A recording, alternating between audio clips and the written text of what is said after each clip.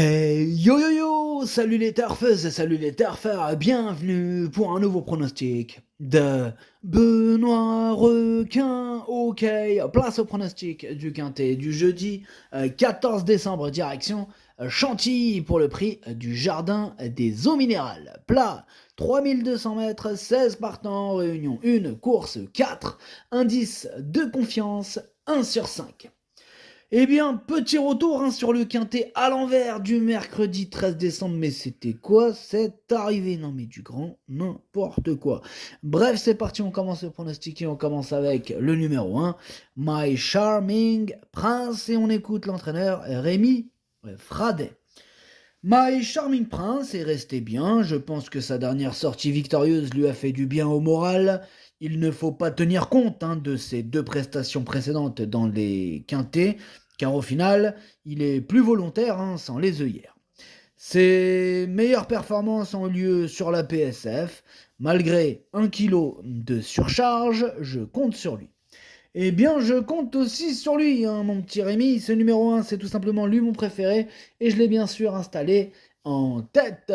On passe au numéro 2 de Gbou et on écoute l'entraîneur Franck Foresi.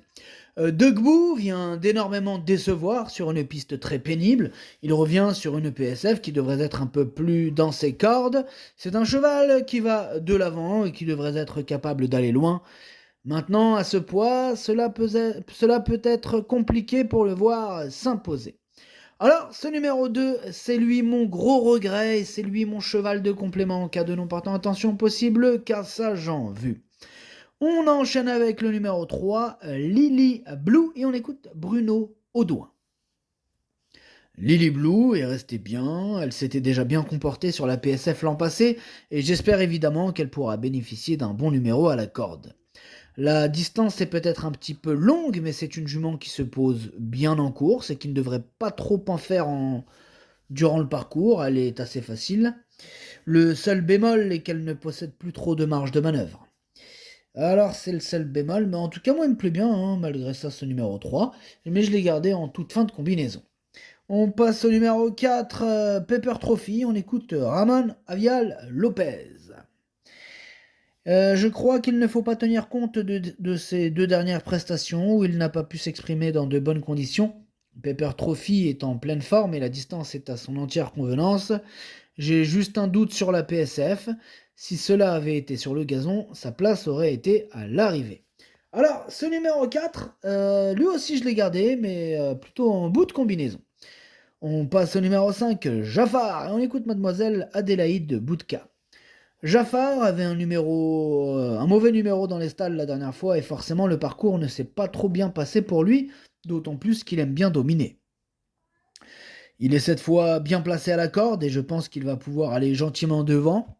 Je pense que cette distance de 3200 mètres sera aussi mieux pour lui. Il mérite donc d'être repris. Eh bien, moi je ne l'ai pas repris ce numéro 5, par contre c'est quand même lui le chef et le capitaine de ma petite liste des possibles casseurs de tickets repérés, attention. On enchaîne avec le numéro 6, Flatten the Curve, et on écoute Mademoiselle Karina Fay. Flatten the Curve est bien et un bon numéro à la corde, il a bien couru dernièrement, mais il est tellement caractériel qu'on ne veut pas risquer de venir tout en épaisseur le nez au vent. Là, on va pouvoir partir un petit peu plus. Mais j'avoue que quand il vient de derrière, il a une vraie pointe de vitesse qu'il ne nous montre pas forcément si on le monte plus près. Il est capable de finir dans le quintet. Oh, ce commentaire, enfin bref. Du coup, moi, ce numéro 6, il me plaît bien et je l'ai mis 5ème. On enchaîne avec le numéro 7, Saison froide, et on écoute Patrice Cotier. Saison froide a été un peu malheureuse dernièrement pour sa rentrée à Lyon-la-Soie. Physiquement, elle est très bien. On allonge le tir, mais cela ne devrait pas la gêner. Elle devrait être capable de s'immiscer à l'arrivée. Moi, il me plaît bien ce numéro 7, j'y crois, je l'ai mis 4ème. On enchaîne avec le numéro 8, c'est Russian Twist, et on écoute Mademoiselle Laura Ebrard du Verinas. En dernier lieu, lors de sa rentrée, Russian Twist devait peut-être un peu manquer de conditions à cause du mauvais temps pour le préparer, et puis on va le monter différemment. On va le mettre dans les autres et voir ce que cela donne. On va voir s'il est capable de se montrer performant en valeur 35. C'est un vrai test. Alors, ce numéro 8, lui par contre, je ne l'ai pas retenu. On passe au numéro 9, Saint-Nicolas, et on écoute Sébastien Culin. C'est sa saison et sa surface, comme l'indiquent ses derniers résultats sur PSF. En outre, Saint-Nicolas s'entend très bien avec son jockey. Il est super bien et les 3,5 kg de pénalité ne m'inquiètent pas. Je m'attends à ce qu'il continue sur sa lancée. Oula, il est en forme. Bref, moi ce numéro 9, il fait partie de mes préférés et je l'ai installé en tête. Non, je l'ai mis 3ème. Oula, c'est moi, je suis pas en forme. Je l'ai mis 3ème, ce numéro 9. Il fait quand même partie de mes préférés. On passe au numéro 10, Barbadin. On écoute Didier Prodhomme. Cela fait très longtemps qu'il n'a pas couru sur la PSF. Barbadin avait été 4ème à 3 ans sur cette surface, précédant My Charming Prince. Le matin, il semble à l'aise, c'est plutôt un cheval de bon terrain, il doit être susceptible de bien faire. Certains de ses rivaux peuvent faire des survaleurs sur la PSF, mais il a le droit d'être dans les 5 premiers. Le matin, il est très bien. Eh bien, ce numéro 10, lui, je ne l'ai pas retenu par contre, mais il est en plein milieu de ma petite liste des possibles troubles faits. On passe au numéro 11, Chergui, et on écoute Miguel Alonso Roldan. Chergui est très bien, c'est la première fois qu'il évolue sur la PSF, mais je pense que ce n'est pas un gros problème pour lui. La distance est parfaite. Comme il est en pleine forme, je pense qu'il peut bien courir à la valeur qui est la sienne. Eh bien, je le pense aussi, Miguel. Ce numéro 11 fait partie de mes préférés, je l'ai mis très haut, je l'ai mis 2ème. On enchaîne avec le numéro 12, Capani, on écoute Mathieu Pitard. Capani est très bien, il s'est bien comporté dernièrement sur les 2500 mètres de Deauville. Je tente donc le coup ici et il est capable de se placer. C'est un cheval régulier, ce n'est pas une priorité, mais ce n'est pas une non-chance non plus, plutôt. Pardon.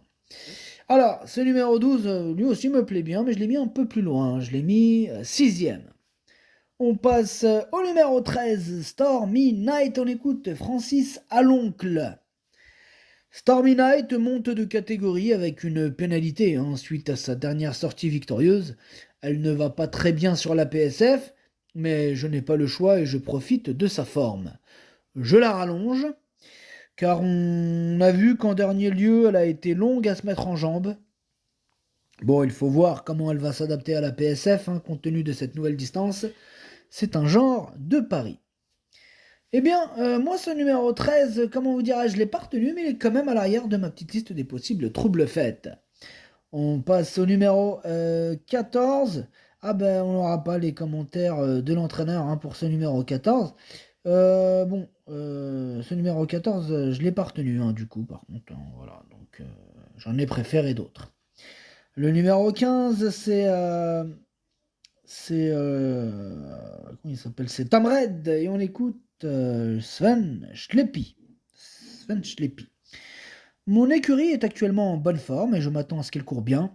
La distance ne devrait pas poser de problème à Tamred et il est associé à une partenaire qui le connaît.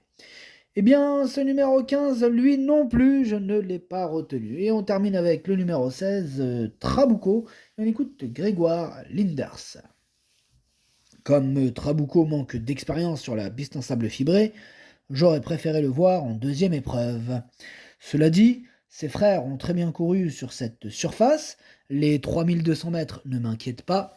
Cela va me permettre de savoir s'il faut ou non continuer sur la PSF cet hiver. En tout cas, il est en très belle forme. S'il terminait 5ème, 6ème, je ne serais pas du tout surpris. Ah ben, moi non plus, étant donné que ce quintet est ouvert, tout est possible. Ce numéro 16, je l'ai pas retenu, c'est un regret, c'est mon 2ème cheval de complément en cas de non partant. Attention, possible, trouble fait. Le pronostic, ça donne As, 11, 9, 7, 6, 12, 4, 3. Merci d'avoir suivi cette vidéo. N'hésitez pas à mettre un pouce bleu si la vidéo vous a plu. Pour accéder à tous mes tickets pour la course du quintet, rendez-vous directement en description de la vidéo. À jouer avec modération. Bonne chance. Chopez-le moi. Ciao.